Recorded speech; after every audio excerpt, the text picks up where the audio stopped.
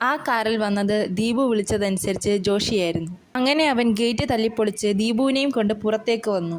അങ്ങനെ അവർ ബസ് സ്റ്റോപ്പിലെത്തിയപ്പോൾ കീർത്തിയും ആര്യയും അവരെ കാത്ത് അവിടെ നിൽപ്പുണ്ടായിരുന്നു.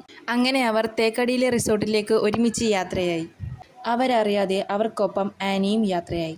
അങ്ങനെ അവർ രാത്രി 7 മണിയോടുകൂടി തേക്കടിയിലെ റിസോർട്ടിലേക്ക് എത്തിച്ചേർന്നു. 37 കുട്ടികളുള്ള അവരുടെ ബാച്ചിൽ ഏകദേശം 30 പേരും അപ്പോഴേക്കും എത്തിച്ചേർന്നു. അങ്ങനെ അവർ രാത്രി 10 മണിയായപ്പോഴേക്കും ആഹാരം കഴിക്കാനായി ഒത്തുകൂടി. അങ്ങനെ അവർ ആഹാരം കഴിച്ചുകൊണ്ടിരുന്നപ്പോൾ പെട്ടെന്ന് അവിടെ മുഴുവൻ ഇരുട്ടാവുകയും ആ ഇരുട്ടിനെ കീറി മുറിച്ചുകൊണ്ട് ഒരു നിലവിളി ശബ്ദം മുഴങ്ങുകയും ചെയ്തു. ആ നിലവിളി ശബ്ദം ചിലരെ ഭയപ്പെടുത്തിയെങ്കിലും മറ്റു ചിലർ ഇതിനെ പ്രാങ്കായി കരുതുകയും ചെയ്തു. അപ്പോഴേക്കും അവിടെ ഒരു കാറ് വന്ന് നിൽക്കുകയും അവിടെ മുഴുവൻ പ്രകാശം വ്യാപിക്കുകയും ചെയ്തു. കാറിൽ വന്നത് ആദർശാണെന്ന് അപ്പോൾ തന്നെ അവർക്ക് മനസ്സിലായി. പക്ഷേ കൂടെ വന്ന സ്ത്രീയെ കണ്ട് ജോഷിയും ദീപും അമ്പരന്നു. ആദർശ് ആനിയെ ചൂണ്ടിക്കാണിച്ച് ഇത് തൻ്റെ ഭാര്യയാണെന്ന് പറഞ്ഞപ്പോൾ ദീപുവിൻ്റെയും ജോഷിയുടെയും മനസ്സിലൂടെ പല പല ചോദ്യങ്ങൾ മിന്നിമറഞ്ഞു.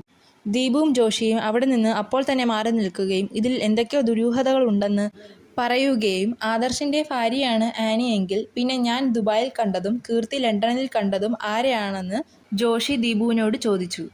ഇതു കേട്ട ദീപു നമുക്ക് ഇപ്പോൾ തന്നെ ആദർശിൻ്റെ മുറിയിലേക്ക് പോകാമെന്നും അവിടെ നിന്ന് ഇതിനുള്ള ഉത്തരങ്ങൾ ലഭിക്കുമെന്നും പറഞ്ഞു.